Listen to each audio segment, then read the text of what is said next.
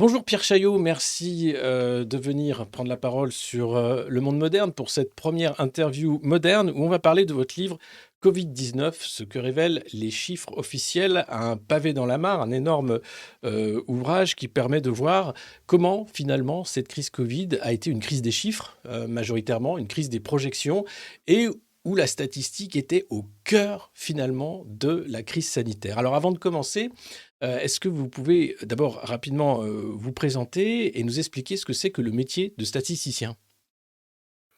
Bonjour Alexis Poulain et puis bonjour à tous et merci de me recevoir. Alors oui, je m'appelle Pierre Chaillot, j'ai 37 ans, je suis marié, j'ai 3 enfants et je suis statisticien. Ça peut arriver. Donc pour être statisticien, donc moi j'ai fait une prépa maths et puis j'ai passé un concours, pour intégrer une école de statistique qui s'appelle l'ENSAI et qui est l'école qui forme notamment les fonctionnaires de l'INSEE. Donc voilà, c'est le concours que j'ai passé, et donc que j'ai eu. Et donc ça fait, voilà, on passe 2 ou 3 ans d'études ensuite, à faire ça. Et ensuite statisticien, qu'est-ce que c'est? En fait, il y a plein de métiers différents et Mmh. moi, la branche majoritaire de ce que j'ai fait, ça a été d'étudier, faire des études. Donc c'est-à-dire, utiliser les chiffres de l'institut, les analyser, faire utiliser de la modélisation statistique ou même de l'analyse à plat, peu importe, sur tout un tas de panels de chiffres et écrire des études.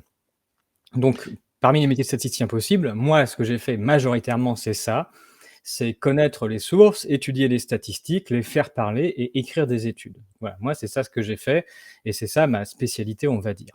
Oui, Et j'ai une autre activité annexe, qui est, en tant que citoyen, sur différents sujets d'actualité, j'analyse des chiffres qui sont souvent utilisés dans les médias, que ce soit économie ou autre.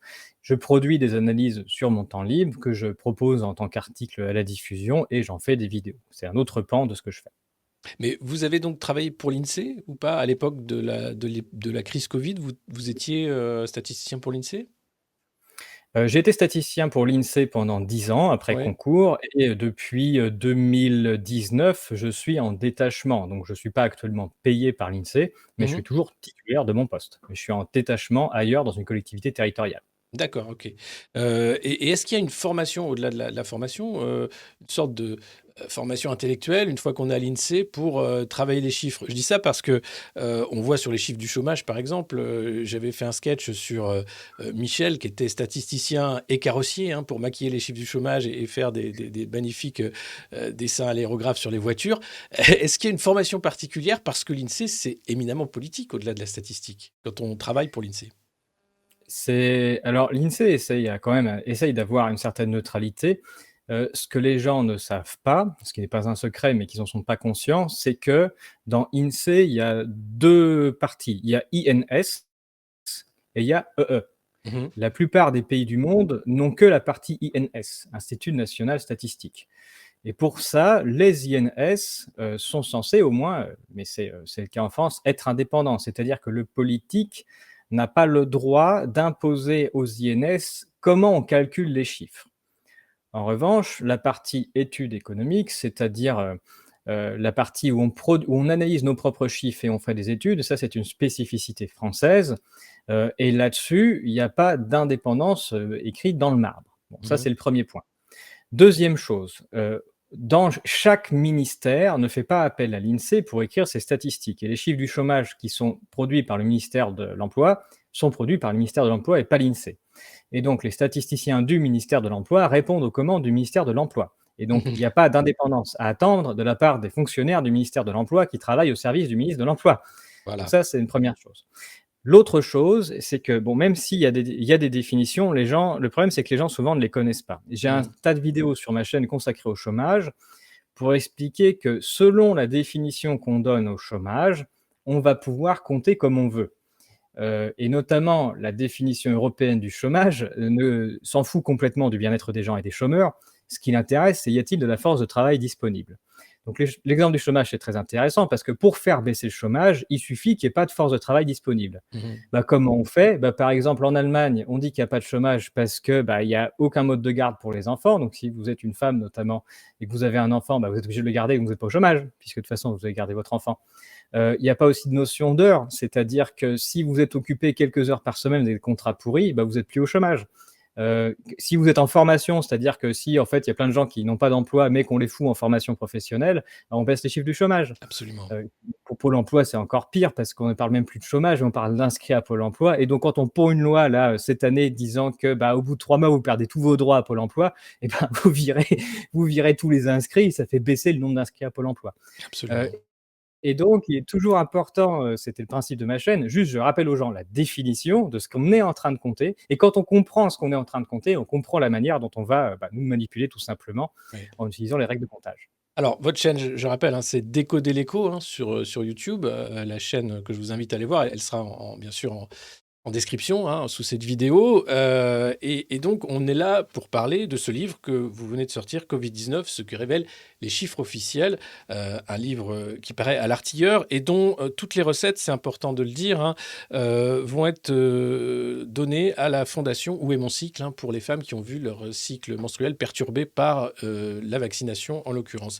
Alors, ce livre, vous avez commencé à l'écrire quasiment dès le début de la crise Covid, dès l'arrivée en février 2020 de ce virus venant de Chine, parce que très vite, vous avez vu qu'il y avait quelque chose qui clochait, hein. C'est ce que vous dites dans ce livre. Vous avez été un des premiers, sans doute, à vous en rendre compte. Qu'est-ce qui vous a alerté dès le début dans la crise sanitaire et dans la façon dont le narratif des pouvoirs publics nous emmenait vers la peur et la stratégie du choc de Naomi Klein? On en reparlera après. Oui, alors en fait, j'étais pas conscient d'écrire un livre à cette époque-là. Mmh. Heu, Tout ce que j'ai fait à ce moment-là, c'était faire ce que je faisais d'habitude, c'est-à-dire quand un sujet d'actualité prégnant, utilisait la statistique et bien juste je vérifiais les chiffres qui étaient proposés et puis j'en faisais un petit article, que je mettais sur des sites, en ligne gratuits, ou bien et puis ensuite j'en faisais une petite vidéo pour ma chaîne. Et donc j'étais pas du tout dans l'écriture d'un livre, je réagissais juste à un fait d'actualité. Moi, je parlais plutôt d'économie à l'époque. Mmh. Et là, à partir de janvier 2020, tous les médias ne parlaient plus que du nouveau virus tueur chinois. Donc en mettant en avant justement des chiffres et des chiffres de décès. Et du coup, ça m'a interpellé. Donc déjà, je comprenais pas pourquoi est-ce qu'on en faisait tout un pataquès. Et puis, les chiffres n'avaient absolument aucun sens et n'avaient aucun pouvoir normalement de créer une panique à quiconque avait la moindre notion de démographie. Mmh. Au bout d'un mois, de pandémie mortelle en Chine, les médias annonçaient, et poussaient des cris d'orfraie sur la base de 2 500 décès en Chine. 2 500 décès, c'est ce qui décède tous les jours en France, en hiver, tous les ans, même les années où il n'y a pas spécialement de grippe. Donc au bout d'un mois, dans un pays qui est 20 fois plus grand que le nôtre, où il y a 20 fois plus de monde, on annonce 2 500 décès, sachant que c'est ce qui décède tous les jours en France. En Chine, il doit y avoir 2 500 décès tous les jours de maladies respiratoires. Ben, qu'on réussisse à en compter ce nombre-là au bout d'un mois, c'était parfaitement risible. Donc il n'y avait aucun phénomène démographique notoire. Si jamais il y avait vraiment une hécatombe, on aurait eu des chiffres mais qui auraient dû être mais beaucoup plus grands, Mais avec est-ce qu'il l'ordre n'y de avait grandeur pas était pas. est-ce qu'il y avait pas le risque que les autorités chinoises maquillent les chiffres à l'époque et qu'on n'ait pas accès finalement aux chiffres réels, mais à des chiffres officiels qui étaient loin de la réalité?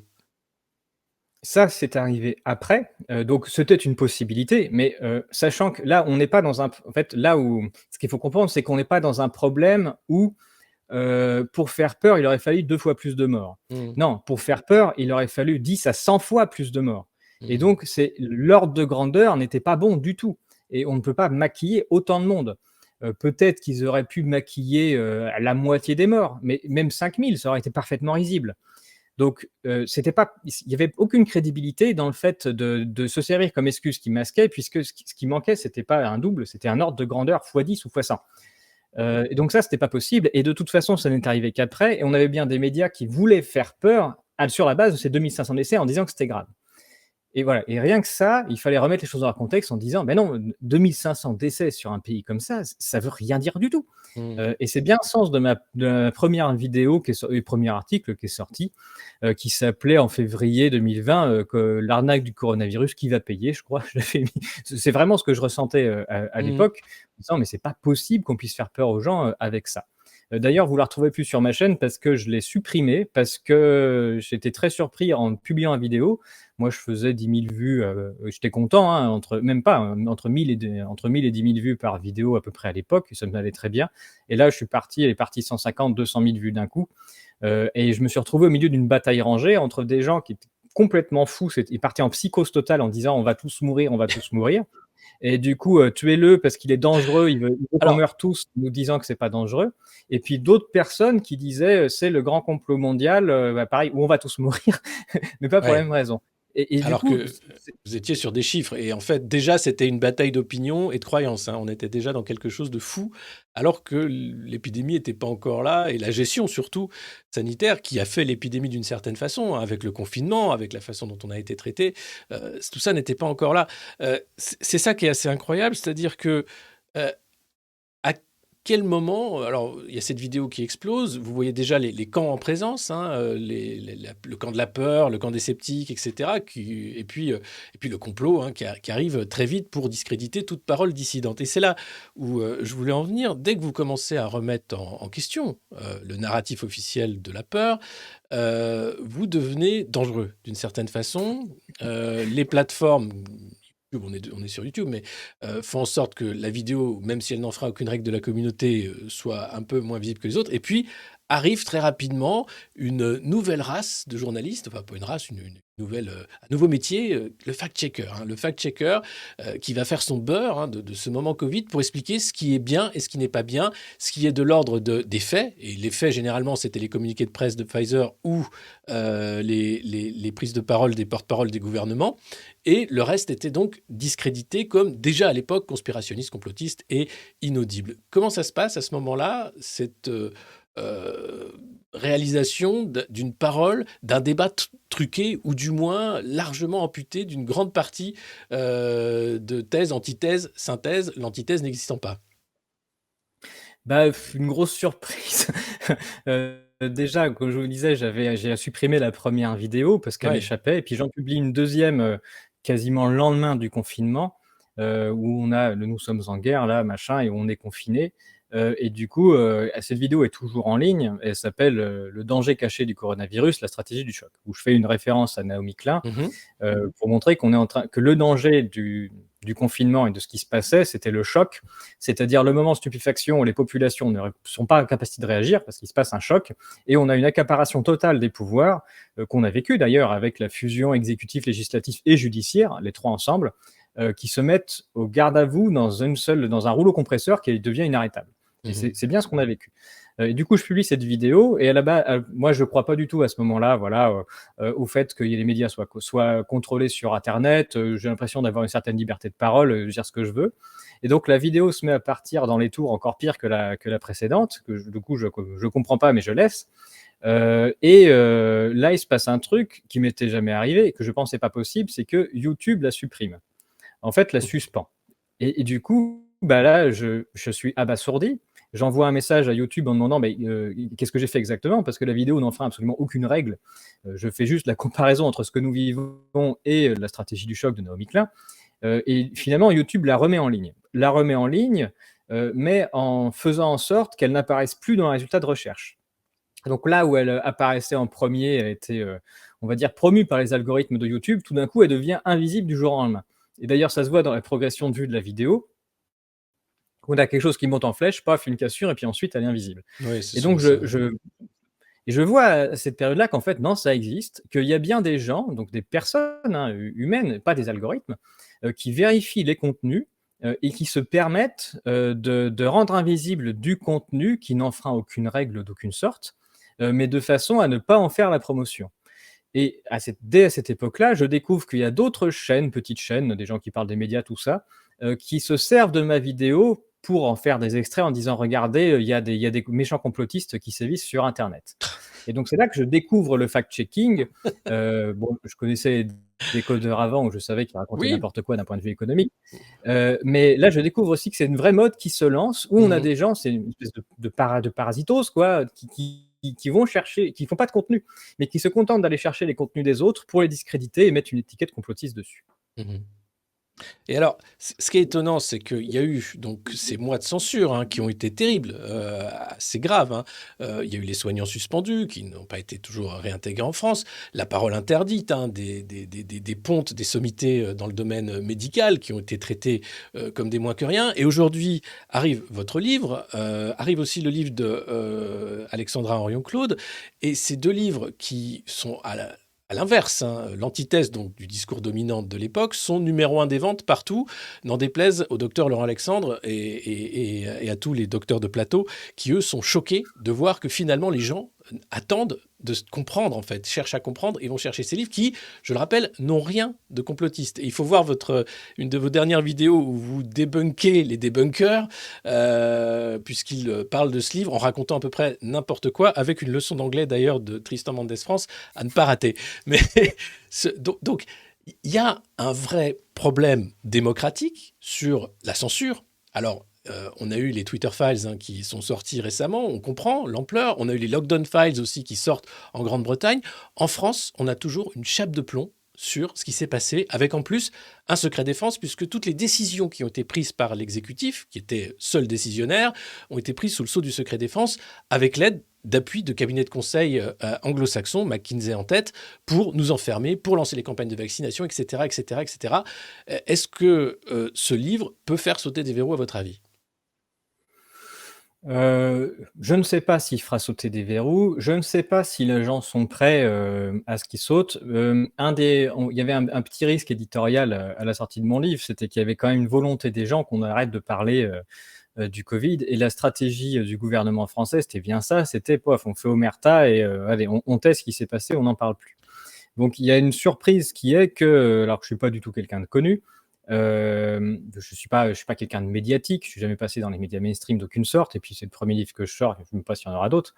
Mais du coup, en effet, il se retrouve en tête des ventes pendant plus de 2 mois avec aucun appui, aucun retour des grands médias. Alors Mmh. j'ai été juste reçu, par CNews, 2 fois, mais en revanche, voilà, on a quelque chose qui est en tête de vente, à la Fnac ou sur Amazon et il y a silence radio, de tout le monde. Mmh. Donc ouais, il y a d'abord une surprise, de ce fait, auquel on s'attend pas.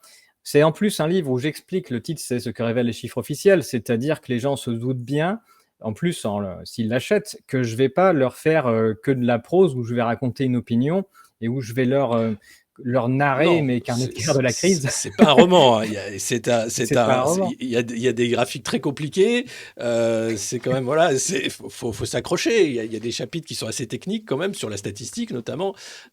Donc c'est assez étonnant que ce soit numéro un des ventes même. Oui, alors j'écris plutôt de manière, assez littéraire et Oui, non, après, même oui, si je mets le graphique de façon à rester sérieux, c'est de la heu vulgarisation, donc on peut tout à fait comprendre, hein, bien sûr. Mais je parle des graphiques qui, eux, il faut avoir une formation de statisticien pour les comprendre, parce qu'il y a certains trucs, évidemment, c'est un peu compliqué. Mais le texte, lui, est très limpide. Voilà et donc beh, ça permet toujours d'avoir une assise. Bon, mon Mm. éditeur aurait aimé que j'en enlève plus, j'aurais aimé que ça Ah, sucrait pas mal. Mais je voulais quand même garder que les gens sachent qu'on parle pas dans le vide, quoi. ouais, Il y a vraiment ouais, quelque ouais. chose derrière. Même si, tout le monde fera pas l'effort de puis c'est pas grave, hein, de pas faire l'effort d'aller comprendre dans le graphique ce que je suis en train de raconter, mais il y a tout si on veut s'appuyer, puis il y a toutes les sources aussi. Donc c'est quand même ça montre quand même une appétence des gens, à comprendre ce qui leur est arrivé. Bon, vous avez dit qu'en effet, je verse tous les droits d'auteur sont versés à Ouai Mon Cycle. Heu, c'est pas anodin et puis je pense que c'est pas anodin dans la volonté de comprendre parce qu'il y a eu Mm. tellement de gens, qui ont senti mal, qui ont senti des effets indésirables, même graves, après leur vaccination, que ça fait quand même il y a une manne de gens qui veut surtout oublier, qui veut pas savoir, mais il y a quand même des gens qui ont envie de comprendre ce qui s'est passé et Mm. de revenir sur les tenants aboutissants de tout ce qu'on leur a fait subir, voilà, pour se dire: «Mais, on m'a dit que c'était sûr et efficace, quand même je me suis senti pas bien après».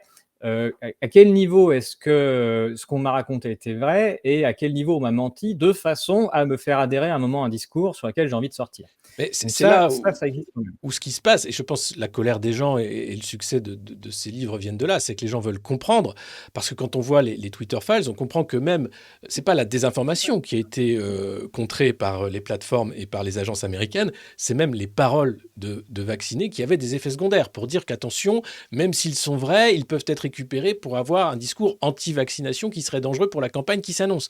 Donc on a volontairement tué les victimes d'effets secondaires, voire plus, de cette vaccination pour inciter les gens à la vaccination. Donc il y a eu là une chape de plomb sur la parole. On l'a vu hein, avec Verity France, enfin des associations de malades et de victimes qui se sont montées. Mais aux côtés des médias, moi, ce qui m'a outré, c'est l'invisibilisation de la parole des victimes. Comme si tout ça n'existait pas, avec encore une fois de la statistique. en disant: «Oui, mais une petite myocardite sur, X injections, c'est pas très grave», et en réalité, les chiffres sont assez graves en termes d'effets secondaires. Oui, les chiffres sont plus grands que ce qu'on n'a jamais vécu, pour aucune vaccination et sont même plus grands que la totalité de toutes les vaccinations réalisées depuis 30 ans aux États-Unis.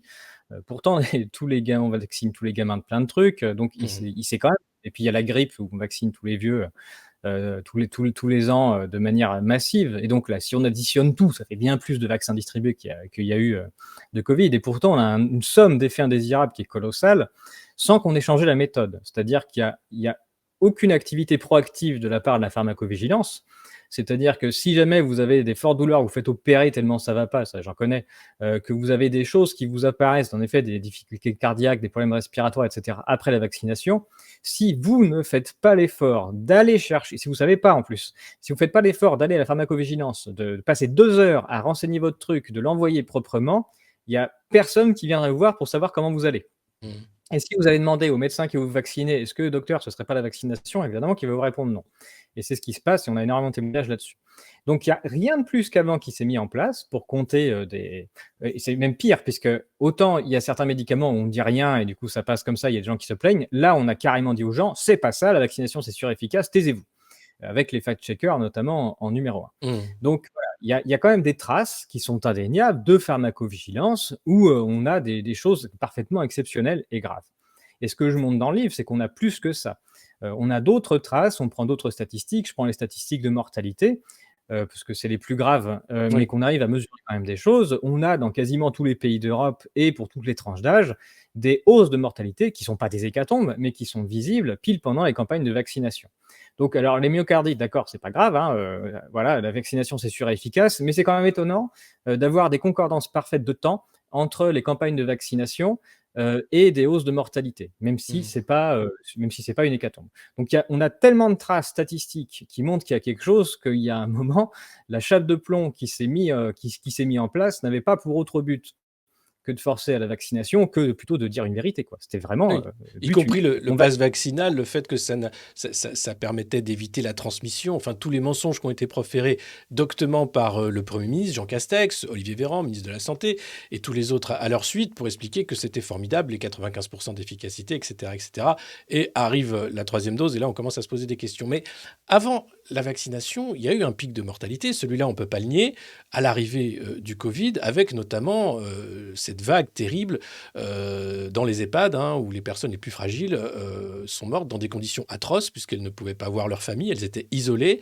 Et là, est-ce qu'on peut parler d'un scandale sanitaire qui n'est pas celui du Covid, mais qui serait celui du Rivotril? Il y a plusieurs scandales sanitaires, en fait.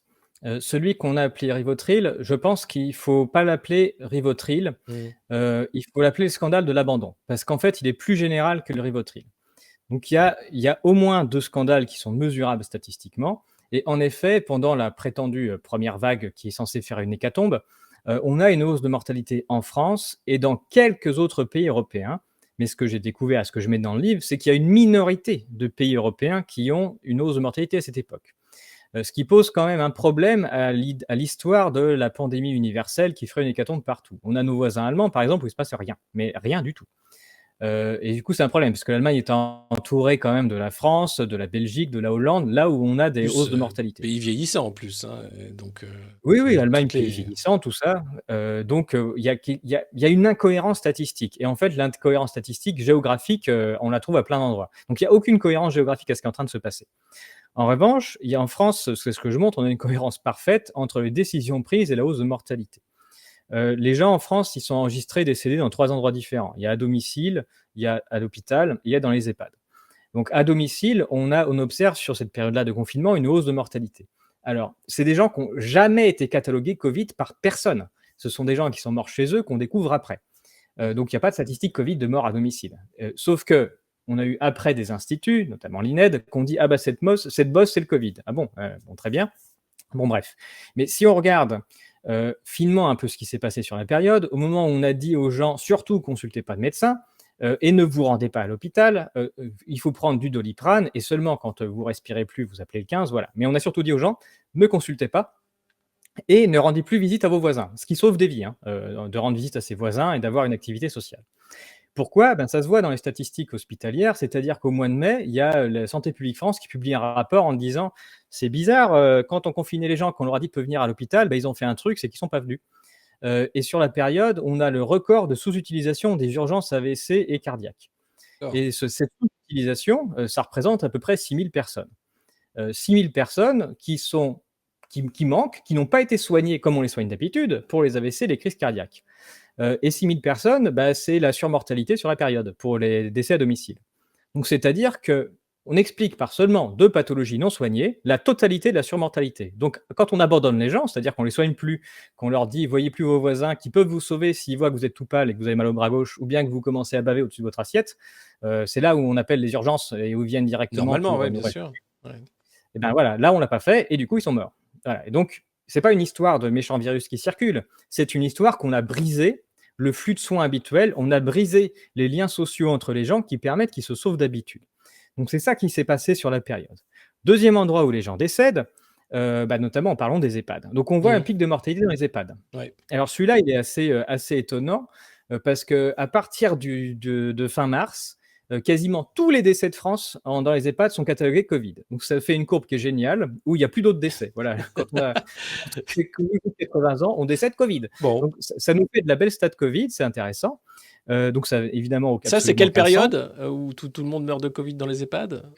Fin mars, Enfin, début avril, c'est le premier confinement, c'est d'accord, la c'est la fameuse gro première vague. le 1er pic, ouais. Voilà, et ce pic-là, quand vous voyez écrit Covid, il faut savoir que vous avez 100 des des gens des EHPAD qui sont inscrits, comme décédés du Covid, hein, tous. Du coup, voilà, ça vous donne à peu près le sérieux de cette courbe. Et donc ce Mmh. qui s'est passé sur la période, c'est qu'à partir de fin mars, notamment il y a le décret du 23 mars, qui sort en France. La stratégie française, c'est de dire: «Les hôpitaux sont saturés, ou ils seront saturés. Il y a pas de place pour les personnes âgées. Et il y a la maladie incurable, qui circule, qui va faire qui tourse, c'est le Covid-19. Voilà, c'est forcément ça. Il n'y a donc pas d'autre choix que de les accompagner en palliatif. Ça, c'est la doctrine. C'est-à-dire qu'à partir de cette date, vous avez des personnes âgées, alors en France, en tout, il y a 3,5 millions de personnes qui ont des problèmes respiratoires, permanents, hein, Mmh. enregistrés à la sécu. Et donc toutes les personnes âgées dans les EHPAD, plus de 80 ans, elles sont considérées, mortes, on va dire. Quand elles commencent à tousser, tout ça, ça va pas. Et donc elles ne sont plus traitées. Et donc, on constate à partir de cette date, en effet, une augmentation de la mortalité, non pas à partir du moment où un virus circule, mais à partir du moment où on décide que les personnes âgées en difficulté respiratoire sont forcément des personnes en maladie incurable, hein, qu'on va surtout pas traiter comme d'habitude. Donc, il est tout à fait normal de voir une hausse de mortalité avec ces stratégies-là. Cette stratégie-là, elle n'a pas lieu qu'en France, elle a lieu aussi en Angleterre. En Angleterre, ils ont utilisé la molécule qui s'appelle midazolam. Les Anglais, les Canadiens et les Américains, pardon, ils ont tellement utilisé de midazolam qu'ils ont accaparé les stocks mondiaux. Il faut avoir ça en tête. Ce qui fait qu'en France, on n'en avait plus. Il y avait plus de midazolam pour les soins palliatifs en France à partir de la fin mars 2020. Et c'est là qu'est apparu le décret Rivotril, enfin rajouté au décret de santé publique du 23 mars. Le 28 mars, il rajoute le Rivotril en disant puisqu'il n'y a plus de midazolam, vous allez pouvoir injecter du Rivotril aux personnes âgées soupçonnées Covid-19 de façon à les accompagner vers le décès.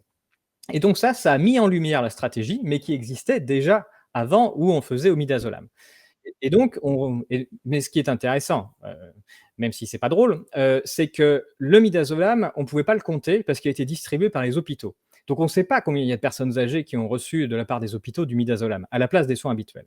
Mmh. En revanche, le Rivotril, comme Oui, il y avait plus de midazolam, le Rivotril, ils ont été le chercher dans les pharmacies de ville. et Et no ça, là, on on a a les les pics données. de vente. Ouais, ouais, on a les pics de Donc là, on vente a les pics qui de vente. Et là, on ouais, se rend compte qu'on a multiplié les ventes de Rivotril par 3, de Rivotril injectable par 3 c'est sur la ça. période. Et ce qui nous fait à peu près 2000 boîtes en trop, je crois, Mille sept enfin cents boîtes sur la vendues, période. en plus que d'habitude, ouais, c'est ça. Voilà, c'est ça. Et si on compte à peu près 3 décès par boîte, parce qu'il faut 2 ampoules dans une boîte de 6, ça nous fait à peu près 5000 personnes âgées, déclarées Covid-19, qui vont être accompagnées vers le décès en lieu et place des soins habituels. En Mmh. lieu et place des soins habituels. Et donc, il est tout à fait normal d'avoir une hausse de mortalité sur la période si en fait on abandonne toute idée de soins et qu'à la place, on met directement du Rivotril. Je vais aller jusqu'au bout de la pensée, c'est qu'il ne s'agit pas de palliatif. Pourquoi? Parce que le palliatif, c'est une décision collégiale et interdisciplinaire de la part de médecins qui se réunissent pour juger de l'état de santé d'un patient, pour décider collectivement que ce patient n'est pas sauvable, et qu'on ne peut pas améliorer son état. Ça, c'est le palliatif et ensuite, on prévient le patient et ou sa famille de façon à prévenir ce qu'on est en train de faire. Là, ce qui s'est passé, on a un rapport de session, extraordinaire du parlement où on a des représentants syndicaux qui nous expliquent que sur la période, à Paris notamment, ce qui se passait, c'est qu'on avait directeur d'EHPAD qui appelait la PHP, pour dire: «Bah, venez, j'ai un petit vieux qui tousse» et qu'on avait un groupe qui s'appelait le groupe d'intervention rapide qui débarquait rapidement pour injecter le Rivotril Non, c'est vrai et donc ça? on n'est pas du tout c'est écrit dans le rapport parlementaire de la session extraordinaire du parlement sur le sujet du Covid-19. C'est Donc écrit il noir y sur il y avait blanc, un groupe d'intervention qui était groupe dans toute la région d'intervention rapide parisienne, de la c'est ça? PHP Ouais, de la et PHP. on a les noms de ces personnes? On sait qui ils sont? Le groupe d'intervention rapide? Oui. Je ne sais pas qui y travaillait, mais on a en tout cas le témoignage de Olivier Winou, qui témoigne au parlement, de ce qui s'est passé à ce niveau-là. C'est dingue. Non, mais et Il qui se était trouve que responsable? C'est à la PHP donc que la chaîne de responsabilité existe sur, ce groupe c'est à la d'intervention? PHP que la chaîne de responsabilité existe. D'accord. Il se trouve que la région parisienne est une des très rares régions françaises à avoir une hausse de mortalité sur la période. Oui, oui. Donc, ce que je disais, quand il y a des incohérences statistiques massives entre les pays, il y a aussi des incohérences statistiques massives en France au sein des départements. Il n'y a que quelques départements français qui ont une hausse de mortalité. Donc, quand on monte le pic de mortalité français, c'est pas du tout un pic de mortalité français. C'est C'est un pic de l'Île-de-France. mortalité qui est en écrasante majorité dû à l'Île-de-France et à seulement 9 autres départements sur 90. Et Voilà. Donc, Île-de-France, EHPAD, c'est-à-dire des personnes, faibles, vieilles, déjà avec des comorbidités. C'est bien ça, hein? dont on le décide, dont on soupçonne Covid-19 et qu'on décide qu'elles n'auront pas de traitement, qu'elles n'iront pas à l'hôpital ni rien du tout et qu'à la place, on les passe en palliatif. Et il est tout à fait normal d'avoir un pic de décès sur la période si, non pas un virus circule, mais si tout simplement on change le protocole habituel Bien qui sûr. est j'essaye de soigner les gens. Là, j'essaye pas. Alors, À la place, le je passe tout le monde en palliatif, mais en tout faux le palliatif. discours officiel, de pourquoi on a utilisé ce palliatif, c'est qu'il ne fallait pas engorger les urgences, hein, pour les cas qui étaient sauvables et à l'époque, on intubait les patients avec une chance sur 2 d'y passer en réalité avec cette intubation puisqu'il n'y avait pas vraiment d'autres solutions, ce qu'on disait à l'époque. Cette histoire de l'engorgement des hôpitaux, il est chronique depuis une vingtaine d'années, on va dire, chaque hiver avec les grippes saisonnières, et autres pathologies, respiratoires de l'hiver. Pourquoi à ce moment-là, on en fait la raison statistique, enfin la raison statistique, hein, en disant attention, on a besoin de lits alors qu'on a fermé des lits. Et donc, c'est un peu ça la logique derrière, hein, de dire on va laisser donc ces patients âgés en EHPAD, on va les injecter de Rivotril et les laisser mourir tranquillement derrière des rideaux. C'est proprement scandaleux. Est-ce que les gens sont au courant enfin, moi j'apprends ce groupe d'intervention, vous voyez, je ne le savais pas. Enfin, c'est proprement incroyable. Et sur les chiffres, c'est là où je voulais en venir, d'obstruction des hôpitaux, c'était pas pire que les autres années. On est d'accord? C'était même bien moins pire, si on peut utiliser cette expression. En effet, alors moi, ça a été peut-être la plus grosse surprise, parce que sur la mortalité, j'avais assez rapidement compris, qu'il y avait une dissonance entre le discours qui était prononcé et la réalité des chiffres. Voilà, j'ai parlé de la Chine, mais quand on a, Salomon qui, tous les soirs nous dit: «Oh là là, 300 morts Covid», il suffit d'avoir fait un tout petit peu de stats pour savoir qu'en France, il décède entre 1 500 et 3 000 personnes tous les jours. Donc si on vous dit 300, bah, c'est 300 parmi le nombre habituel, donc il ne se passe Mmh. rien. On aurait pu commencer à avoir peur si on avait eu Salomon qui nous avait dit aujourd'hui 6 000 décès Covid. Là, on se serait dit oui, là, il se passe vraiment quelque chose de grave. Tant qu'on était dans le même ordre de grandeur et bien inférieur à ce qu'est la mortalité quotidienne, bon, bah, Ouais. c'est qu'en fait, il ne se passait rien de si alarmant que ça.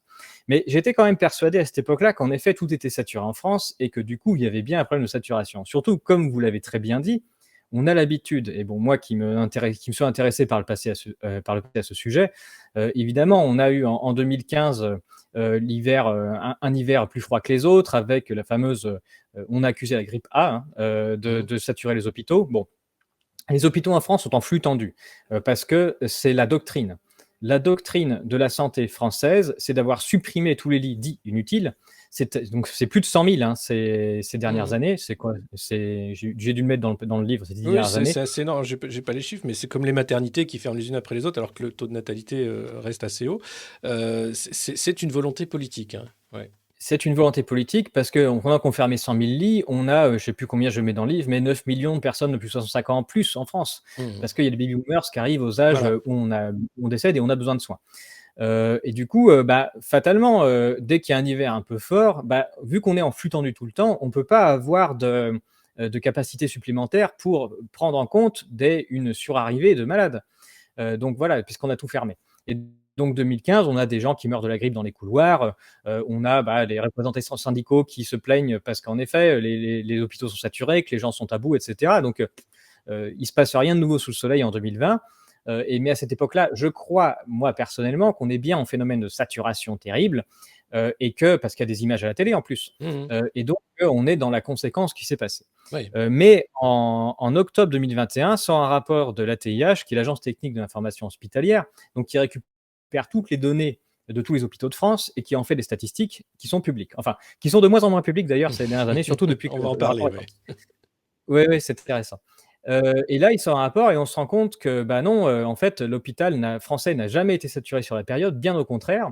Et comme ils ont déclenché le plan Blanc très vite, les hôpitaux en France ont été à moitié vides, pendant toute la période où, notamment la première vague, c'était pas rempli du tout et il y a nulle part en France où il y a d'hôpitaux saturés que l'activité covid, alors qu'on a compté très large pour mettre covid un peu tout le monde, c'était 2 de l'activité sur l'année. Et donc c'est un non-sujet. C'est un non-sujet. Pendant un moment, les hôpitaux sont vides, mais on a quand même des caméras qui nous montrent des services pleins. Donc ça ne veut pas dire que tous les hôpitaux sont vides et il est Oui. toujours possible de trouver des services saturés, parce que l'organisation française, fait que ça sature forcément à certains endroits puisqu'on est en flux tendu. Mais En c'est revanche, d'ailleurs, le choix du ministère de la Santé, à l'époque, d'organiser ces convois sanitaires, hein, aériens ou par train, où les malades étaient transbahutés d'une région à l'autre, pour justement désengorger certains hôpitaux qui étaient totalement, blindés. D'ailleurs, est-ce qu'on a des chiffres sur, les résultats de cette politique? Est-ce qu'on a sauvé des gens en les mettant dans des trains? on a surtout sauvé la face. Après, pour le fait de déplacer les gens, c'est la doctrine. C'est-à-dire que les hôpitaux sont pleins tout le temps et donc que les malades sont déplacés, c'est la doctrine habituelle.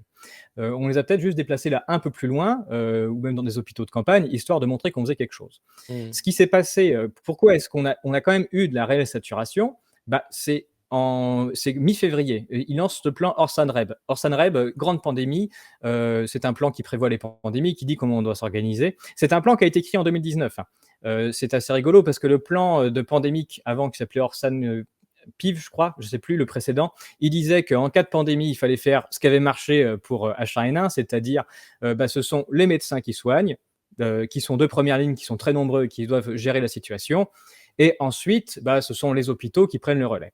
2019, changement de doctrine, Orsan-REB, en cas de pandémie, il n'y a que 38 hôpitaux habilités à recevoir des malades. Et ça, c'est la phase 1. Et donc là, il déclenche le plan Orsan-REB en février. Il y a 1500 établissements hospitaliers en France, hein. Et je vais le redire, il y a 3 Oui, millions avec et les demi de cliniques, personnes. qui demandaient à ce qu'elles soient dans le plan, parce qu'elles voyaient bien que quelque chose n'allait pas. Ouais. Non, mais c'est ça. Et on a 3 millions de personnes qui ont des problèmes respiratoires chroniques. Et là, vous êtes en train de dire à toute la population: «Ah, c'est très grave, il y a une maladie mortelle qui circule. Et surtout, n'allez pas à votre médecin, allez aux urgences». Mais qu'est-ce qu'ils font les gens? Ils obéissent au gouvernement et ils se retrouvent parqués comme le plus gigantesque entonnoir jamais réalisé sur 38 hôpitaux français. Donc là, ça sature. Bah oui, 38 sur 1500, Évidemment, ça ouais. sature. Ça sature tellement, alors qu'il se passe rien de spécifique, hein, mais qu'il passe à 108 au bout d'une semaine. Bon, 108 sur 1500, ça sature aussi immédiatement. C'est pas du tout fait pour ça. Mmh. Et c'est à partir de la saturation réelle des 108, parce qu'en fait, on fout tous les malades français, puisque ce qui a été présenté comme étant Covid, c'est à peu près tous les symptômes existant, toutes les maladies connues, hein, c'est-à-dire fièvre, maux de tête, maux de ventre, frissons, etc., nez qui coule, bref, tout ça, toutes les maladies font ces symptômes-là, et donc vous parquez tous les malades français sur 108 hôpitaux. Ça sature, et donc ça sature. Olivier Véran dit bon, ça sature, c'est donc que c'est très grave, et donc plan blanc, vous virez tout le monde de l'hôpital, et donc les hôpitaux sont vides, et à la place, on va accueillir que du Covid-19 partout, à condition d'avoir créé une aile spéciale dans l'hôpital, isolée du reste Covid-19. Et donc vous Mmh. recréez un entonnoir mais qui n'est pas à quelques hôpitaux en France, vous créez un entonnoir partout, une désorganisation totale d'un hôpital qui est déjà en mal-être et qui est en flux tendu, et vous fichez le bazar absolument dans tous les hôpitaux. Donc après, c'est facile, vous envoyez BFM à des endroits où ça coince, et puis bah, ils peuvent vous filmer des gens qui n'ont pas de place, qui attendent dans des brancards. Ça n'a rien à voir avec un nouveau virus qui serait responsable de ça. Ça a juste à voir avec une organisation délétère qui est liée à la panique, quoi. C'est tout. Mhm. Et alors, cette panique, enfin cette organisation, on va parler des cabinets de conseil maintenant, qui ont eu un rôle prépondérant dans la gestion sanitaire, également dans la mise en place de l'hôpital de flux, hein. Ça fait des années que les cabinets de conseil sont déjà sur le secteur de la santé, qui est un marché, hein, et qui ont été toujours là pour dire qu'il fallait un hôpital profitable, un hôpital de flux avec gonflement artificiel des postes de management et pas assez de soignants, un peu comme dans l'éducation. Quel a été le rôle là des cabinets de conseil dans le fiasco sanitaire? Eh bien, le rôle, il a été total. Il est exactement le même dans l'éducation. D'ailleurs, j'en Mmh. ai parlé aussi dans une vidéo parce que c'est la même chose. Oui, oui. C'est la même chose des 2 côtés. En effet, on a un pilotage de l'extérieur qui n'a jamais servi à soigner les gens, qui sert à ramener le fric là où il doit arriver. Donc parce que pendant le moment où on supprimait 100 000 lits d'hôpitaux, les frais hos le remboursement de la sécu, la part du PIB consacrée à la santé n'a jamais été aussi forte. Et donc, on a remplacé le soin, c'est-à-dire on se fait accueillir par un soignant quelque part qui va prendre soin de vous, vous faire un diagnostic individuel et s'occuper de votre santé. Ça, on supprime pour de plus en plus automatiser ça, c'est-à-dire qu'on a des grands pontes de l'extérieur qui mettent des cases en place en disant bah, tel symptôme, c'est forcément telle maladie, c'est tel produit. Et vous avez des exécutants techniques qui se font encore appeler médecins, mais dont une certaine partie sont devenus des exécutants techniques, qui ne se posent pas de questions et qui mettent en face de tel symptôme le médicament promulgué par Big Pharma. Donc, c'est bien ça qui est en train de se passer de manière générale depuis longtemps. Et pendant cette crise, ça s'est exacerbé. C'est-à-dire qu'on a le politique qui a montré une peur incroyable. Toute la politique sanitaire, c'est ce qu'on voit dans les lockdown fines et en France, a Mmh. été où ils ont pris comment dire, la température de ce que pensaient les gens par sondage dans la population. Mmh. Quand on s'est rendu compte que les gens avaient la trouille, mais c'est le cas sur tous les sujets, ils font appel à des cabinets de conseil en les payant, en leur disant qu'est-ce que je dois faire. C'est-à-dire qu'on est en train d'élire des gens qui assument actuellement en France ne vouloir aucun pouvoir décisionnel. Ouais. Ils font de la représentation et ils font juste, ils donnent les sous au cabinet qu'ils choisissent et qui, lui, va piloter ce qu'on doit faire. Alors attention, Et pas donc là, n'importe quel cabinet, hein. McKinsey en tête. McKinsey qui a conseillé à peu près tous les pays qui ont fait les lockdowns, hein, les confinements, la même politique sanitaire. C'est des copier-coller de certaines présentations PowerPoint, même utilisées par Jean Castex. Et important à souligner, McKinsey est une firme très liée au conseil pour les big pharma. Vous en parlez dans le livre. C'est Stephen Hogg, par exemple, président de Moderna, est un ancien associé de McKinsey. Ian Davis, directeur non exécutif de Johnson Johnson, ancien directeur général de McKinsey. Amir Malik, vice-président de Pfizer, est un ancien managing partner de McKinsey, etc., etc. La liste est extrêmement longue.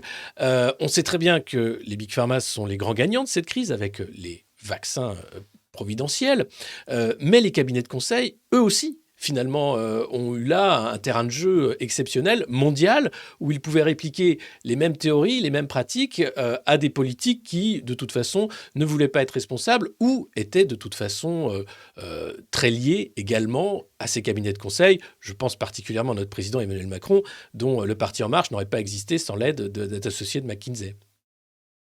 oui, et puis en effet, vous en avez parlé, il y a aussi le fils Fabius, Victor Fabius, qui est associé McKinsey Oui, pendant que son père est au Conseil constitutionnel.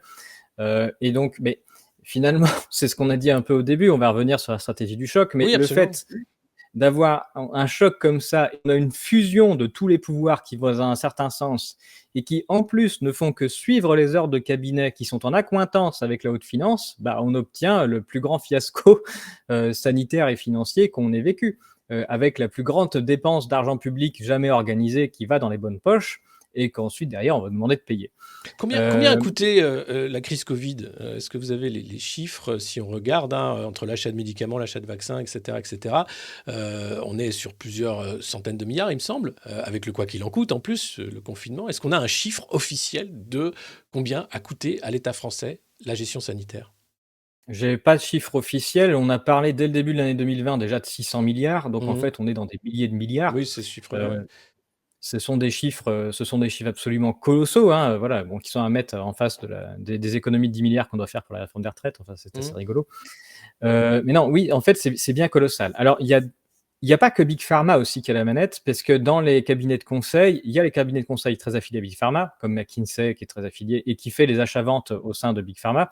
Argent de Big Pharma dont on sait aujourd'hui que tout ce qu'elle a gagné par les vaccins, ça lui permet de racheter toutes les autres boîtes. Donc Oui, Moderna, Pfizer, et cetera, sont en train de racheter tous leurs concurrents de façon à créer le plus gigantesque monopole jamais c'est ça. organisé. Ce contre quoi est censé nous protéger l'Union européenne d'ailleurs, mais bon, il y a personne qui dit rien quand c'est des copains. Heu et les 2e gagnants aussi, ça a été tout ce qui a été surveillance informatique. Mmh. Avec notamment les conseillers, il y a aussi Deloitte, il y a Capgemini aussi dedans et avec toutes les applications de surveillance, il y a eu, comment ça s'appelait? Tous les applications, il fallait avec son smartphone, là, pour le pass sanitaire, biper et cetera, de comptage et cetera. Mmh. Et tout ça, ça a aussi généré un fric complètement fou à destination, de big tech, quoi. Big Ouais. tech est aussi un des grands gagnants de ce qui se passe. Mais si on regarde d'ailleurs le pass vaccinal, hein, qui, est tombé dans l'oubli heureusement, mais si on regarde le green pass et le passeport numérique, enfin tout ça est encore très ancré dans l'idéologie, européenne. C'est quelque chose qui avance, à bas bruit, mais qui est, dans la feuille de route, hein. Est-ce que le covid, on parlait de la stratégie du choc, c'était pas l'occasion de mettre, tout à disposition pour essayer grandeur nature si ça fonctionnait? À la fois le QR code, à la fois enfermer les gens chez eux et imposer une première marche de cette identité numérique extrêmement importante, hein, pour la suite, notamment pour les cabinets de conseil et la big tech. Ah bah, il y a certaines personnes qui en rêvent, hein. C'est notamment le grand rêve de Klaus Schwab, Mhm, qu'il a écrit dans son Great Reset. Klaus Schwab, qui est le directeur du World Economic Forum, où il y a tous les grands dirigeants, de grandes entreprises, de la haute finance qui se réunissent à Davos en Suisse, tous les ans. Et bah, dès le début de cette histoire, extrêmement rapidement, il a sorti un ouvrage qui s'appelle The Great Reset, où il dit, bah, c'est une occasion en or pour nous, d'enfin imposer, déjà une gouvernance plus mondialisée, des peuples, ce qui est en train d'arriver là avec, l'Europe qui dit que c'est l'OMS qui va décider de la politique sanitaire. mhm. Et puis deuxième chose, la Alors Tedros, surveillance le des patron gens. de l'OMS, a déclaré que non, la loi qui était en train d'être écrite ne permettrait pas à l'OMS d'imposer des règles aux pays qui resteraient souverains. Ouh là! Déclaration qui vaut ce qu'elle vaut. Mais il a dit ça Moi, je suis en tout. train de lire le on m'a demandé de commenter les 5 mesures qui étaient dans le rapport, c'est pas piquer des verres quand même, hein. Ah oui, non, non, bien Et sûr, mais peut-être qu'il et puis, commence à il se y rendre a compte qu'il y a des limites. oui, faut se méfier parce que enfin, d'ailleurs, c'est le plus grand risque. Si j'ai écrit alors, vous voyez, enfin, on a parlé, il y a différents livres qui sont sortis sur cette Mmh. histoire. Il y a des gens comme Alexandra Orion-Caude, qui ont sorti un livre parce que c'est son domaine de compétence, sur l'ARN, qui se Mmh mh. focalise uniquement, mais sur la partie vaccin. C'est-à-dire, heu, que s'est-il passé uniquement avec les vaccins? Ça c'est le bout de la chaîne de l'histoire. Moi, j'ai plutôt préféré enfin, puis bon, moi, je parle des statistiques, en fait, ça a Oui. servi tout le temps sur tous les aspects. Mais je pense qu'il est important que tout le monde se rende compte qu'en effet, il faut se poser la question des effets indésirables, parce que même statistiquement, je les mesure, donc c'est pas possible de les nier, qu'il y a eu à la fin. Mais il faut comprendre toute la chaîne, de façon à ne plus se faire avoir par un discours de la peur qui permet d'enclencher bah, le choc, au sens de Naomi Klein, c'est-à-dire de faire suffisamment peur aux gens pour qu'ils décident d'abandonner toute souveraineté dans les bras du grand chef. Et donc, il faut absolument que les gens comprennent la totalité de ce qu'ils ont vécu, qui remettent en perspective la soi-disant hécatombe qu'on était censé vivre et qui n'est pas du tout arrivée, la prétendue saturation hospitalière qui était surtout des images à la télé et un phénomène des organisations, et les prétendus malades où on a confondu un test positif et un malade, ce qui était Mmh. la plus grande escroquerie, je pense, qu'on a vécu depuis 3 ans. Mmh. Donc il faut bien comprendre la totalité des arnaques statistiques et de l'utilisation de la peur sur tous les aspects, de façon à s'en prémunir pour la suite. Ce qu'on n'a pas réussi à bien faire avec H1N1. H1N1, le rapport du Sénat est très clair pour dire que c'était une immense escroquerie, sauf qu'il n'y a eu pas de punition derrière, les gens ne sont pas allés en tôle, les vaccinateurs, donc les laboratoires pharmaceutiques ont promu leur cochonnerie, les procès sont en train d'arriver là où les victimes sont reconnues, notamment les narcolepsies, des pauvres gens qui sont vaccinés à l'époque, n'étaient pas très nombreux mais qui y croyaient. Du coup, c'est arrivé, donc c'est-à-dire qu'ils vont se faire indemniser.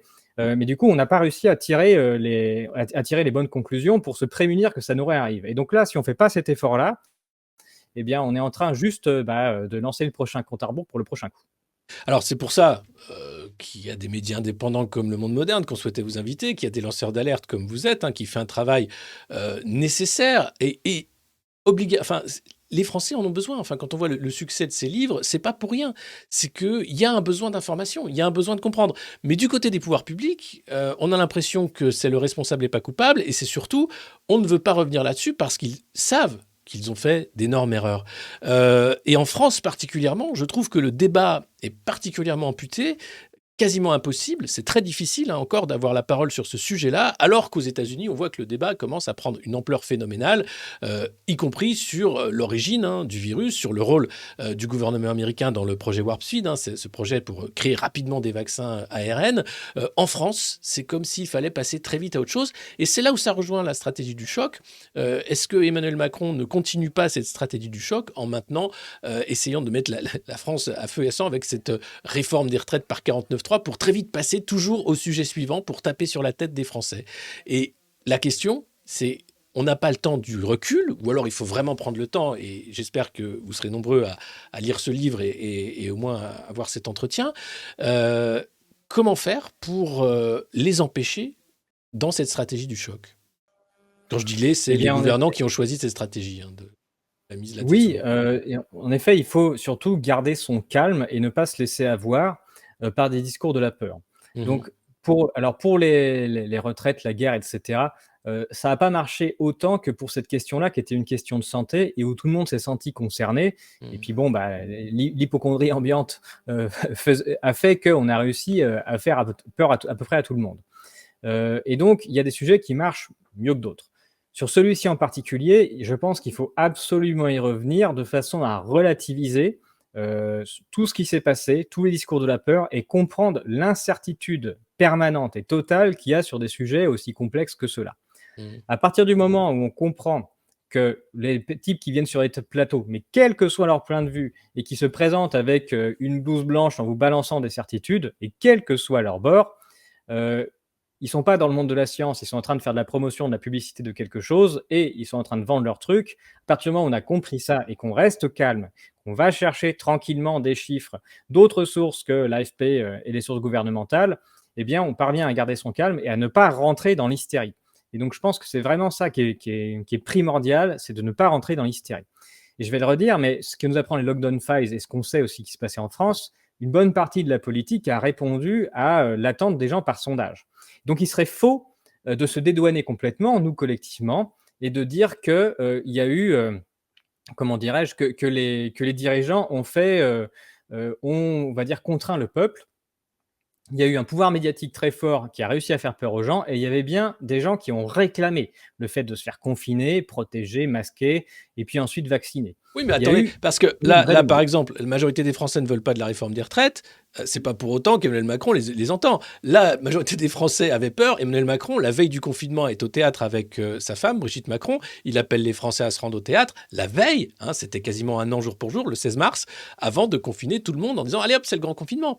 Donc on nage en plein délire. Il aurait pu tout à fait aller à l'encontre et faire exactement ce qu'il fait aujourd'hui avec les retraites et dire non mais c'est bon, la France ne fera pas ce que font les autres pays par rapport au confinement. Non mais ça, je suis entièrement d'accord, mais il faut bien, en fait, là on voit bien dans la rue en plus, là c'est médiatisé, que les gens sont pas d'accord et ça se voit. C'est pas ce qui s'est passé pour le Covid-19 et il faut absolument que les gens comprennent les tenants aboutissants pour pas qu'on leur refasse le coup de la crise de façon à les faire obéir. C'est juste mon propos. Ouais. D'ailleurs, c'est très drôle parce que si vous vous intéressez au Lockdown Files, sur The Telegraph, on a une partie de la communication qui est en libre accès de Matt Hancock et des différents protagonistes. Et donc, on sait que Matt Hancock, donc, il est quoi? Il est ministre de la Santé à l'époque. Oui. Il sait pertinemment que les confinements ne servent à rien. Il le sait. Il sait que les masques ne servent à rien et il écrit du coup à la personne qui veut l'imposer, qui dit qu'il ne faut pas l'imposer. Il dit oui, non, mais on va quand même pas se fâcher avec la ministre écossaise parce qu'elle l'a imposé chez elle. Donc, c'est-à-dire que même les dirigeants savent que toute la politique qu'ils ont mise en œuvre ne servent à rien et ils veulent juste, on va dire, sauver la face. C'est tout. Et ce qui est très drôle, c'est de voir notamment des journalistes qui sont encore aujourd'hui capots du système, c'est-à-dire qui sont encore en train de défendre les mesures gouvernementales et l'histoire qu'on nous a vendue à souper. sachant que du coup le peuple, on va dire, vu ce qu'on voit, n'y croit plus, et que les dirigeants n'y ont jamais cru, ils se foutent de leur gueule. Et donc ça c'est extrêmement intéressant d'avoir cette couche intermédiaire de fact-checkers, de journalistes de presse mainstream, qui est tout seul, mais qui continue à vouloir maintenir quelque chose auquel personne ne croit. Mmh. Ça, c'est assez fascinant. Bah, enfin, il y a la censure, hein, qui fait que c'est plus facile d'imposer une vision officielle, hein, le fait que le débat a été tronqué volontairement, censure qui est toujours là, hein. Je ne sais pas si on peut dire que les masques ont servi à rien, par exemple sur YouTube, je crois qu'il faut faire attention, hein. Pareil sur le confinement, je ne sais pas si on a le droit, si on est à l'encontre des règles de la Ça communauté, sert donc certainement à quelque chose. Et je suis que Matt voilà. Hancock n'y croyait pas, attention. Voilà, c'est bien ça. Donc, je voulais bien revenir là-dessus, hein, parce que, attention, on est sur YouTube. Et donc, on est très conscient, évidemment, de ces limites de système. Et heureusement qu'on peut encore écrire des livres et les publier pour expliquer ce qui se passe. Est-ce qu'il y aura des leçons qui vont être tirées, comme vous dites, donc, sur la manipulation, certes, mais vis-à-vis des pouvoirs publics et des cabinets de conseil, on a l'impression que très vite, il s'agit de passer à autre chose et de se faire oublier pour rebondir, hein, soit sur le prochain sujet, soit en étant maintenant profitant de la manne financière pour acheter les concurrents et imposer une vue unique qui va être toujours à peu près la même, c'est-à-dire un produit le moins cher possible pour le plus grand nombre de personnes avec un abonnement annuel, si possible, qui est en train d'être le modèle dominant de Big Pharma, hein, on a l'impression. Mais tout à fait, hein. Big Pharma, ça fait longtemps qu'ils n'essayent plus de soigner les gens, mais de les Mm. traiter. C'est-à-dire de vous donner un médicament à vie en vous disant que sans ça, vous êtes perdu. Mais c'est vraiment la logique financière qu'on guérit surtout plus, hein. Voilà, on traite. Évidemment que les gouvernants n'ont absolument pas intérêt à ce qu'on fasse le bilan de ce qui s'est passé. En tout cas, pas tant que c'est les mêmes. Donc là, Macron a été réélu avec une nouvelle équipe, et c'est quand même lui qui est nouveau aux manettes, avec les mêmes cabinets de conseil derrière qui font les mêmes conseils. Et donc, il est évident qu'ils vont pas se laisser faire à ce qu'on puisse dresser un bilan de ce qui s'est passé, puisqu'ils sont directement en cause. Donc en France, là où on n'a pas de changement de pouvoir, ça me paraît assez compliqué aujourd'hui de réussir à faire la lumière sur ce qui s'est passé, qui mettrait en cause la stratégie du passé. Surtout qu'on Mm. parle quand même, là j'en ai parlé, hein, des gens qui ont été abandonnés, qu'on peut chiffrer. On est de l'ordre de milliers ou de dizaines de milliers de morts, non pas à cause du méchant virus, mais à cause des décisions qu'on a prises. Et ça, on est tout à fait capable de le mesurer statistiquement. Et Mm. donc voilà, qui va l'assumer ça? Ça m'étonnerait qu'on y arrive. Et après, il y a la question aussi des problèmes après les vaccins. On a quand même le ministre allemand qui vient de dire, alors la vaccination, c'est quand même extrêmement bien, il faut le faire, mais quand même, on a trop de cas graves, ça commence à bien faire.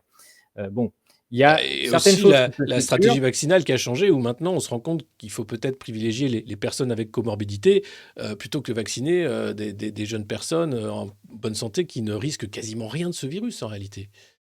Ah bah alors ça, on peut aller sur ce terrain-là, mais il y a un discours qui a été prononcé dès le début, qui a été de dire le vaccin protéger la transmission, sachant qu'il n'existe aucune étude sur le sujet. Même il n'y a pas d'étude sur la transmission Aucune, de Covid, ça n'existe pas. Je ne zéro. vais même pas parler de vaccin, il n'y a pas d'étude sur la transmission de Covid. Donc on ne peut pas D'accord. faire un vaccin qui protège la transmission sans étude de la transmission de Covid. Il y a un problème.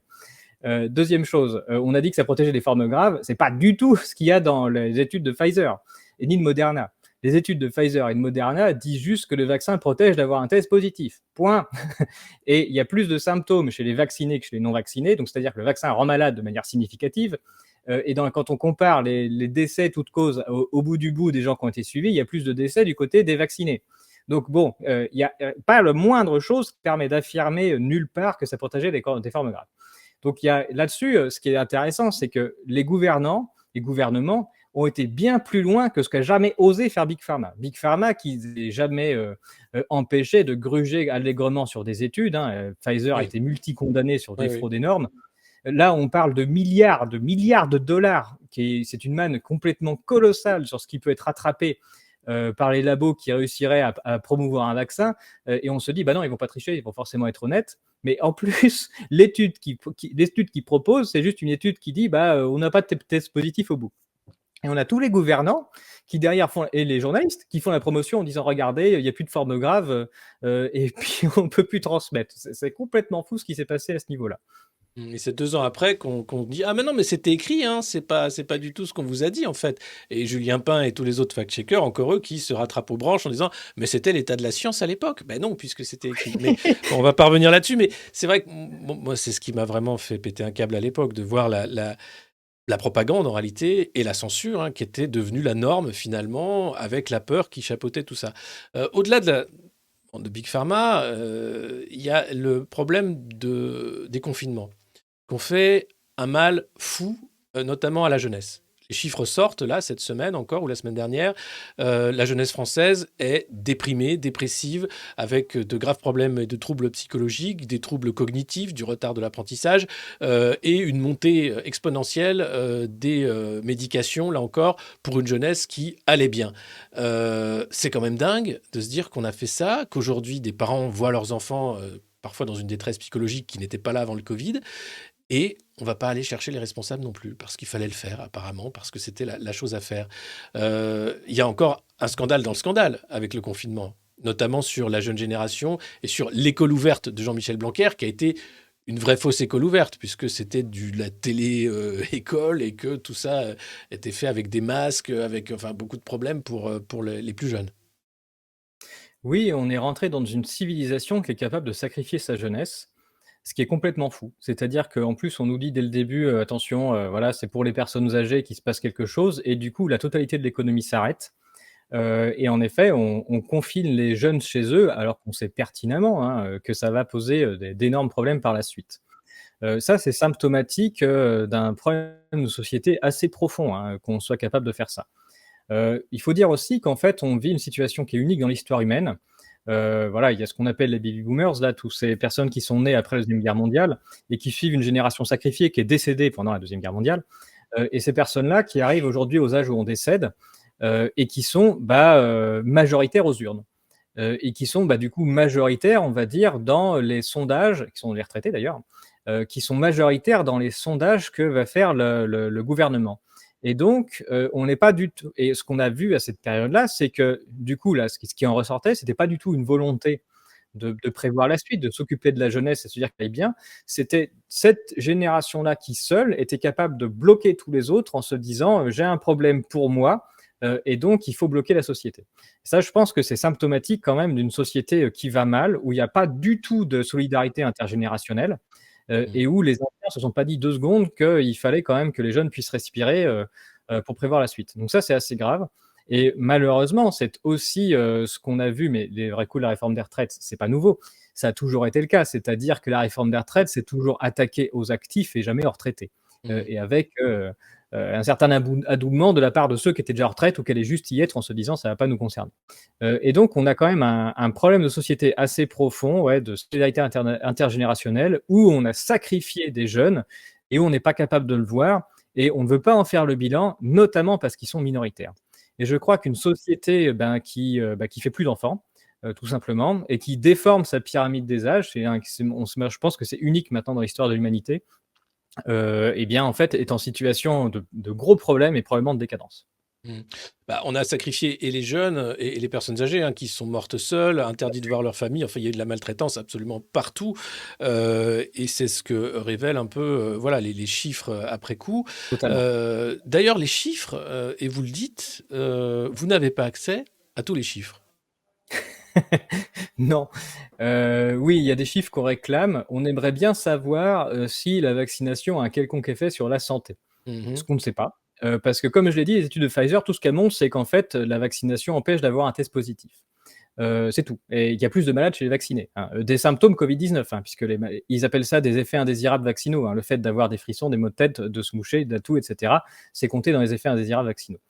Et du coup, bon d'ailleurs, c'est pour ça qu'on a dit ensuite que la vaccination est efficace. Regardez, parce qu'à partir du moment où on a mis en place le pass sanitaire, on testait que les non vaccinés. Eh Donc oui, fatalement, il y avait que formidable. des non Ah oui. vaccinés Ah qui étaient bah, ça, positifs. c'est génial. Alors, ceci, en niveau manipulation, on peut pas faire mieux. Non, C'était et du coup, on pouvait et formidable. toutes les études, des PIFAR, du ministère de la santé et tout ça, il y en a pas une qui corrige ce biais, aucune. D'accord. C'est ce que j'explique dans le livre et du coup, font toute la promotion de la vaccination marche. Bah oui, la vaccination ça marche puisqu'il y a plus de tests positifs, parce qu'on se teste pas, tout Et parce que simplement. là, on a affaire à des statisticiens de ministère, hein, c'est-à-dire qui font le travail demandé par le ministère pour être sûr que les chiffres sont bons, hein. C'est ce qu'on disait en Et introduction. on obéit, et c'est pas forcément de la mauvaise volonté, par rapport à juste de l'incompétence statistique, hein. Donc je leur jette pas la pierre, hein, Mhm. ils sont pas forcément on leur a même pas forcément donné d'ordre, c'est juste que je pense qu'ils comprennent même pas ce qu'ils sont en train de faire. Il vous manque des données importantes sur donc est-ce que le vaccin a un impact sur la santé. Est-ce qu'il y a d'autres chiffres qui vous sont aujourd'hui inaccessibles? On avait les chiffres Euromomo aussi sur la mortalité européenne. Est-ce qu'il y a des zones d'ombre dans les chiffres volontairement qui ne sont pas publiées par les autorités? Bah, comme je vous le disais, on voit qu'il y a des taux de mortalité qui ont augmenté chez les jeunes depuis la campagne de vaccination, qu'on a des hausses de mortalité chez les jeunes pile pendant la campagne de vaccination, qu'on a des montées en pharmacovigilance. Et donc, ce qu'on a demandé avec Laurent Toubiana au ministère de la Santé, puis à la CADA, c'est de dire, bon, alors il y a une pandémie mortelle qui circule, c'est sûr et certain, c'est le Covid-19, qui tue tout le monde, qui fait une hécatombe. Bon, alors il n'y a pas d'hécatombe dans les chiffres, mais c'est pas grave. Et on a un vaccin sûr et efficace qui va protéger les gens. Donc naturellement, fatalement, s'il y a un virus mortel qui tue tout le monde et qu'en plus la vaccination protège, eh ben, on va découvrir des taux de mortalité qui seront bien inférieurs chez les vaccinés que chez les non-vaccinés. C'est normal. Et c'est la première chose à regarder, c'est de vérifier bien que les vaccinés meurent moins que les non-vaccinés. Mmh. Si on le découvre pas, c'est inutile ou pire. Donc on demande les chiffres, donnez-nous les chiffres de survie des vaccinés et des non-vaccinés. On veut savoir voilà, qui décède selon le statut vaccinal. Et en plus, on aimerait regarder, parce qu'on a la date de vaccination et la date de décès, on aimerait bien vérifier qu'il n'y a bien aucun rapport entre les deux. Mmh. C'est-à-dire que les gens peuvent mourir après vaccination quand ils sont très vieux, une semaine après, 15 jours, 3 mois, mais qu'il n'y a aucun rapport. C'est-à-dire qu'on va devoir une courbe plate. Ouais. Si jamais on voit une bosse, c'est un problème, parce que ça veut dire qu'il y a un lien statistique entre les deux. Donc on demande ces deux choses. Et on a des réponses du ministère de la Santé qui dit un truc fabuleux, qui arrive à sortir dans la même phrase au Sénat. Un, ces données n'existent pas, donc on ne peut pas vous les fournir. Deux, D'accord. n'importe quel chercheur peut y avoir accès, donc on ne peut pas vous les fournir. Donc ça, c'est assez génial, et les deux sont faux. Ça c'est pas mal aussi. D'accord. C'est-à-dire que les données, on peut les avoir, parce que ce sont les données de la Sécu. La Sécu a la date de vaccination de tout le monde et la date de décès de toutes les personnes décédées, donc ils peuvent tout à fait nous les sortir. Ils font Mmh. des choses De bien plus manière anonyme, hein, compliquées. simplement avoir les chiffres, Oui, voilà, oui. en disant ouais. Et ils font des trucs bien plus compliqués pour faire la promotion de la vaccination en mixant avec les bases de tests, et cetera, de Covid-19 pour raconter, voilà, les mêmes fadaises que je vous ai racontées sur disant que c'est efficace sans prendre en compte le nombre de tests. Enfin bref. Donc ils font des trucs compliqués, mais ça, ils veulent pas. Et c'est faux de dire que tout chercheur y a accès. Il y a que tout chercheur qui a subi les formations spécifiques à l'accès au SNDS, qui est la base dans laquelle ça se trouve, qui peut y avoir accès. Donc les deux réponses sont fausses. Et donc là, dans le groupe de chercheurs dans lequel on travaillait avec Laurent Toubiana, bah, il y a personne qui avait accès. Et donc on demandait, et puis on demandait à ce que le ministère de la Santé se mouille, c'est-à-dire qu'ils prennent la responsabilité de nous donner les chiffres et de faire le calcul. Et donc ça, ils refusent. Donc ils refusent. On demande à la CADA. La CADA dit j'ai demandé au ministère, ils l'ont pas. Donc ça, c'est extrêmement grave, hein, parce que la CADA est censée forcer les ministères à obtenir les documents administratifs, surtout ceux qui sont censés être la base, qui forment les lois. Et comme on a quand même été confinés, qu'on a eu des passes sanitaires nous interdisant à certains lieux, qu'on n'a pas soigné des gens, qu'il fallait tester en arrivant à l'hôpital s'ils n'étaient pas vaccinés, sur la base de ces soi-disant résultats de vaccins, il c'est quand même temps de regarder s'il n'y a pas des impacts sur la mortalité, hein, vu qu'on a plus on a forcé tout le monde à le faire. Donc Mmh. voilà, le ministère ne nous répond pas, ce qui est très grave. La CADA ne veut pas nous répondre, ce qui est encore plus grave, parce que c'est une seule manière d'obtenir des données du gouvernement. Et donc, on n'a accès à rien. Et puis, bon, si on y avait accès, c'est pas pour autant qu'on est né de la dernière pluie et puis qu'on n'irait pas vérifier, hein. Je montre dans le Mmh. livre, il n'y a plus qu'un seul pays qui donne un résultat, qui donne l'accès à ces chiffres-là, c'est l'Angleterre. Avant, il y avait l'Écosse qui donnait, mais dès qu'ils ont montré que les vaccinés mouraient plus que non vaccinés, ils ont supprimé. Ils ont dit non, on ne peut pas publier ça, on arrête. Et donc, il reste l'Angleterre qui a trouvé des résultats rigolos, hein, qui a montré à certains moments que les vaccinés mouraient plus. Et donc là, ils ont dit non, c'est pas vrai, on va changer de méthode. Ils expliquent pas comment, et donc on montre l'inverse. Mais on montre dans le livre qu'il y a il y a des incohérences qui sont terribles dans les données, notamment un effet rigolo, je l'explique, c'est que par exemple, quand on lance la première vague de vaccination, on voit une hécatombe chez les non-vaccinés. Bon, alors on dit, ah, tiens, intéressant. Et puis Mmh. ensuite, pile quand on lance la vague pour la deuxième dose, on voit une hécatombe, pas chez les non-vaccinés, mais chez les vaccinés, une dose. Et puis ensuite, quand on lance la troisième dose, on voit une hécatombe chez seulement les vaccinés, deux doses. Et donc, c'est toujours, quand on lance une campagne de vaccination, c'est toujours ceux qui ont une dose de moins qui meurent tous. Et du coup, ça s'explique très bien, cette incohérence. C'est juste que dans les déclarations de décès, si vous mourrez juste après la vaccination, vous êtes considéré non vacciné. Donc les D'accord. premiers, les vaccinés une dose qui mouraient juste après, on les a comptés non vaccinés. Ensuite, quand on a lancé la deuxième dose, les vaccinés une dose qui mouraient juste après la vaccination, on les considérait qu'une dose, etc. Et donc ça, c'est une escroquerie statistique de comptage, hein, qui est juste qu'on ne met pas les bons dans la bonne case. Et c'est Norman Fenton, le chercheur anglais, qui l'a dévoilé, et ça explique tout. Et on sait que c'est vrai, puisque les Suédois ont fait pareil, ils ont admis qu'ils faisaient ça. Donc voilà, il y a même avec des chiffres qu'on demande, on sait qu'on peut quand même se faire avoir et qu'il faut être méfiant. Mais à l'époque, on nous parlait de consensus scientifique, en disant il y avait le conseil scientifique et donc les scientifiques étaient tous d'accord. C'est faux. Il n'y a jamais eu de consensus scientifique en vrai. Il n'y a pas de consensus scientifique sur absolument aucun sujet. Il y a il ou alors c'est qu'on parle de visée d ou de théorie dominante. En science, il peut y avoir des théories dominantes qui sont promues, qui ont des écoles, quelle que soit la science en question, mais parler de consensus, ça, c'est une fausse idée. La science, c'est que du dissensus et vous ne trouvez pas jamais plus heureux qu'un scientifique, qui travaille sur une théorie et qui montre une expérience où il se découvre que ça marche pas. Mais c'est le cas pour tout, hein, même en Ouais. physique, Newton, on avait la physique newtonienne qu'on apprend au lycée, tout ça. On peut faire plein de calculs, hein, avec, des pendules, des skieurs et cetera. Des trucs, ça marche et puis quand on s'intéresse à infiniment petit, ça marche plus ou infiniment grand. Donc il y a Einstein qui arrive, au début du XXe siècle, qui propose une équation étendue là, du coup qui marche beaucoup mieux pour ça. Mais on a depuis d'autres chercheurs qui ont montré certains cas qui marchent pas. Enfin, on n'arrive pas à faire des calculs, à partir de l'équation d'Einstein. Mmh. Donc la science, c'est que ça et c'est pas parce qu'il y a des choses qui fonctionnent dans un certain comment dirais-je, dans un certain cadre, qu'on a la vérité révélée. La nature, on l'expliquera jamais en entier et donc la science, c'est pas, on a une vérité révélée quelque part et définitive. On a des expériences, on a des observations qu'on est capable de documenter et cetera et à partir de ça, on fait de la théorie et la théorie s'applique dans un certain cadre qu'on arrive à faire marcher et qu'on décrit. Mmh. Et donc là, il se passe quelque chose de médiatique qui est complètement fou, c'est qu'on fait croire aux gens qu'il y aurait des scientifiques, donc ils expliquent même pas leur théorie, mais qui auraient, eux, la vérité révélée. Et ça, c'est extrêmement dangereux, c'est du scientisme. On est passé à un espèce de nouveau dogme religieux, on a laissé tomber les vieilles religions, et à la place, on a des types en blouse blanche qui viennent nous expliquer leur théorie, bah, peut-être appuyée sur des choses, mais comme étant la vérité révélée. Et ça, c'est très très grave. Et puis, on fait remplacer les décisions politiques morales par des décisions de ces gens-là qui se prétendent comme étant une vérité. Et ça, c'est très grave de se faire piloter par la science, par la prétendue science comme ça. Pour mémoire, c'est ce qui est arrivé au communisme, où on avait la prétendue et l'économie, des théories économiques marxistes qui allaient nous amener, enfin plus le dévoiement de ces théories économiques en plus, qui allait Mmh. amener au bonheur, et où il fallait éliminer tous les dissidents qui n'étaient pas dans le vrai, parce qu'on avait la science qui nous disait que c'était ça. Les nazis ont fait pareil ensuite sur des questions de santé d'ailleurs, et donc c'est extrêmement dangereux d'avoir une politique, quelle qu'elle soit, qui se fait accaparer par du scientisme, tout simplement. Bah, d'un côté le scientisme et de l'autre, vous aviez les procès en complotisme, hein, dont, vous avez été Tous ceux qui victime. sont pas d'accord. Voilà, tout simplement ceux qui ne sont pas d'accord. Mais quand on n'est pas d'accord et qu'on aligne des chiffres comme ça, incontestables, ce sont des faits, ce sont des chiffres, ce sont des analyses statistiques, ça s'appelle Covid-19, ce que révèlent les chiffres officiels, ce sont les chiffres officiels, c'est important de le rappeler. On ne peut pas être accusé de complotisme. Bah, ça nous arrive quand même. Il y a un petit compte à rebours qui est lancé avant une prochaine attaque, je pense, dans les médias. À mon avis, c'est le Parisien qui va sortir la prochaine. Mhm, On en a parlé, des fact-checkers sur le dos, mhm, on a eu l'Express, tout ça.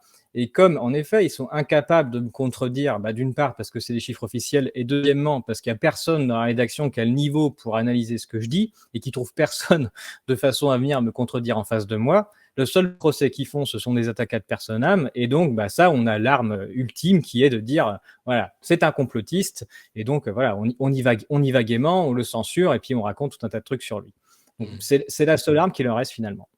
Bon, c'est pas une arme, hein, c'est un pistolet à eau. Ici, on n'est pas complotiste, on parle de faits, on fait du journalisme. Et merci Pierre Chaillot de faire ce travail nécessaire. Je rappelle donc ce livre Covid-19 aux éditions de l'Artilleur. Et important, tous les droits de la vente iront à la fondation Où est mon cycle? C'est important à rappeler, hein, vous faites ça donc vraiment pour la cause, parce que la parole se libère, c'est une bonne nouvelle et on espère qu'elle va se libérer aussi sur d'autres sujets. Merci beaucoup d'avoir pris le temps de nous répondre. Votre chaîne, on le rappelle, c'est Décoder l'info sur YouTube.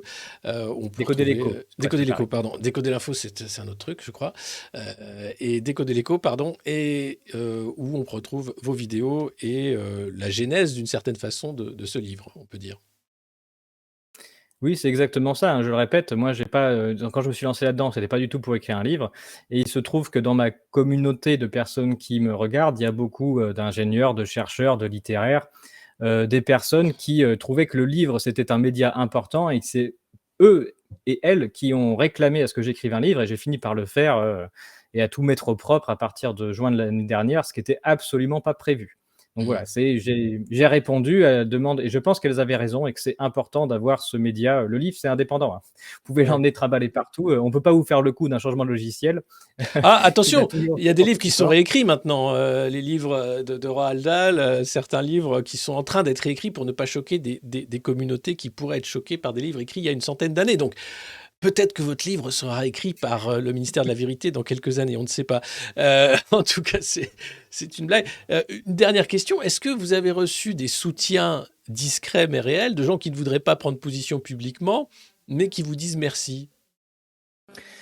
Oui, des personnalités aussi, bah, notamment chez les statisticiens, et pas que, il voilà, un certain nombre de personnes qui, en effet, ont pu refaire les calculs, montrer les chiffres, qui sont dans certaines positions, plus ou moins importantes, on va dire, dans différents instituts et en Mmh. effet, qui m'ont remercié, pour mes prises de position. Après bon, il se trouve que moi je suis pas très haut dans la hiérarchie de où que ce soit et je suis pas à la base pas une personne publique. Donc bon, j'ai amené ce que je pouvais avec, ce que je pouvais, mais peut-être que bon, il y a peut-être d'autres personnes, qui si elles avaient une parole, plus libre, pourraient appuyer un peu plus là où ça fait mal. Oui, c'est ça qui m'embête parce que cette prise de position, ça va pas vous amener une légion d'honneur, vous serez pas conseiller du président de la République. Qu'est-ce que ça vous amène, en fait, cette prise de position? À part des emmerdes et une légion de complotistes par les fact-checkers. Est-ce que vous êtes Oui, bah, grillé maintenant? Est-ce que vous pouvez retourner à l'INSEE ou pas? Comment ça se passe après un tel brûlot? c'est assez indiscret, surtout que mon contrat se termine bientôt du coup. Ah, Heu, je peux dire sans problème que, il y a assez peu de chances que je fasse une carrière fulgurante. Heu,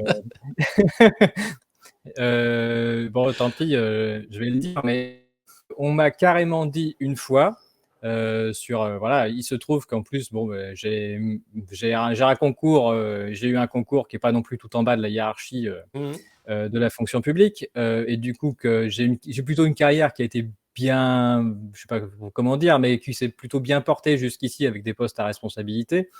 Mais du coup, on m'a dit très clairement sur un des endroits où je postulais, que la mission de statisticien public, c'était dans un certain cadre, pas à l'INSEE, mmh, c'était de faire la promotion des mesures du gouvernement et donc que mes prises de position publiques n'étaient pas compatibles avec le poste. Donc ça m'est déjà arrivé. d'accord. Et donc voilà, c'est pour les gens qui pensent que, mais ça je l'ai redit, au sein de tout l'éventail des chiffres qui sont donnés de manière publique au sein des ministères, il faut cesser de croire que l'on vous propose quelque chose qui soit neutre. Les chiffres qui sont présentés et leurs interprétations sont bien là pour défendre les mesures prises par le gouvernement du moment et point barre. Et donc voilà, tous ces postes-là, la responsabilité, ou même si sur mon parcours professionnel, j'ai, on va dire, tout l'attirail, qu'il faudrait en termes de compétences statistiques, de management, de capacité d'écriture, pour y accéder, c'est sûr que ça m'est fermé de manière définitive. Bon. Donc oui, mais tous les gens qui je parle pour ma paroisse, mais tous les gens qui se sont exprimés, c'est la même chose. Les chercheurs ne sont plus publiés, donc il y a une chape de plomb. Voilà, les journalistes doivent se trouver d'autres journaux, ceux qui ont voulu s'exprimer sur le sujet. Donc c'est le cas pour tout le monde. Tous ceux qui ont voulu se présenter, lancer l'alerte d'une certaine manière ou proposer un discours différent de la doxa sont de toute façon, exclus, du système général. Absolument.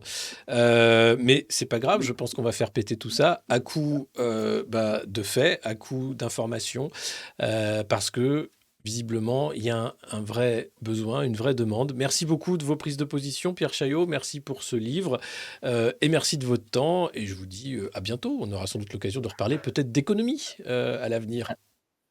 Ce sera avec plaisir. Merci beaucoup Alexis Poulain, puis merci à tous.